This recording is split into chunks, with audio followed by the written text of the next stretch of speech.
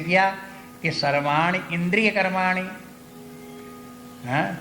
इंद्रिय कर्माणि के माने इंद्रिय कर्माण माने कर्मेंद्रियाणि, इंद्रिय पहले कह दिया, कर्म बाद में बोल दिया। तो कर्म इंद्रियों का जो कर्म है उसको, और फिर प्राण कर्माणि चा परे, और फिर जितने भी प्राण हैं उनके भी कर्म है। ये कर्म प्रधान है, प्राण भी कर्म प्रधान है, इंद्रियां कर्मेंद्रियां भी कर्म प्रधान है। तो इनके भी कर्म है, इनके भी कर्म, प्राण के भी कर्म और कर्मेंद्रियों के भी कर्म, इन सब दोनों प्रकार के कर्मों का संयम। कहाँ? आत्म संयम, आत्म संयम का, अपने आप में संयम रखते हुए इनकी सबकी क्रियाएं हों। और आत्म संयम योगाग्नव, आत्म संयम रूपी योग और उसकी अग्नि में इनका सबका जो है वो हो हवन करो। जुहवत माने जो हवन करता है। ज्ञान दीपते माने ज्ञान दीपते माने ज्ञान के प्रकाश में ये सब कार्य यद्यपि है कर्मजन्य, सबका सब इंद्रिय कर्मेंद्रियां हैं, प्राण है, वो भी कर्म है, कर्म कर्म कर्म के हैं, लेकिन ये सब कर्म भी ज्ञान से प्रकाशित हो, माने ज्ञान के द्वारा, ज्ञान रखते हुए उसके द्वारा फिर इन कर्मेंद्रियों के द्वारा और प्राणों के द्वारा फिर कर्म होने चाहिए।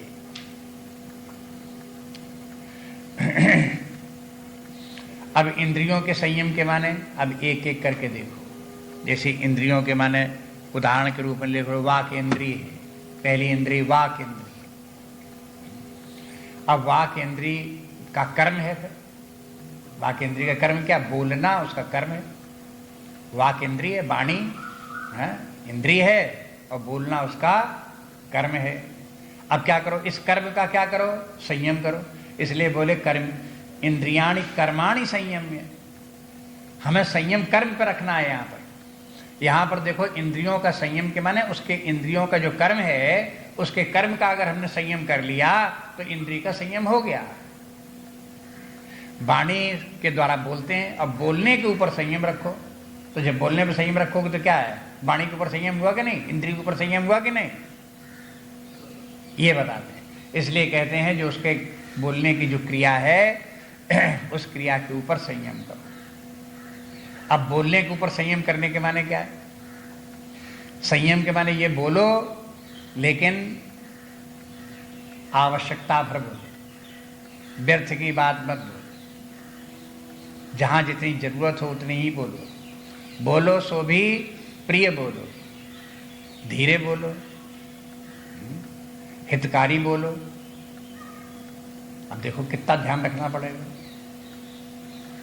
इतनी बातों को ध्यान में रख करके बोलो तो क्या हो गया? वाक इंद्रिय की कर्म के ऊपर संयम हो गया और ये क्या हो गया? यज्ञ हो गई।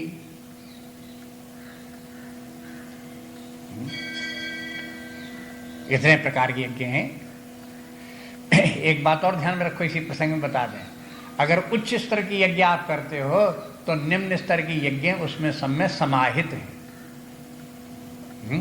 लेकिन नीचे के स्तर की यज्ञ करेंगे तो ऊपर की यज्ञ इसमें नहीं आएंगे, लेकिन उसके नीचे की जितनी भी यज्ञ होंगी उसमें सब में समाहित हो जाएंगे।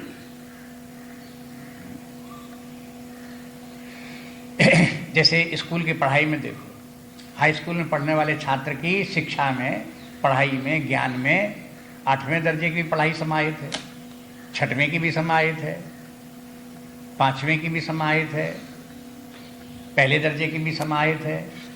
लेकिन हाई स्कूल के छात्र में बीए की पढ़ाई समाहित नहीं है, एमए की पढ़ाई समाहित नहीं है। साधना में भी इसी प्रकार है। इतने प्रकार की यज्ञ बता दी, उनमें जिस प्रकार की यज्ञ है उससे ऊपर वाली यज्ञ हैं वो तो उसमें समाहित नहीं है, लेकिन जितने उससे निम्न स्तर की साधनाएं हैं वो सब उसमें समाहित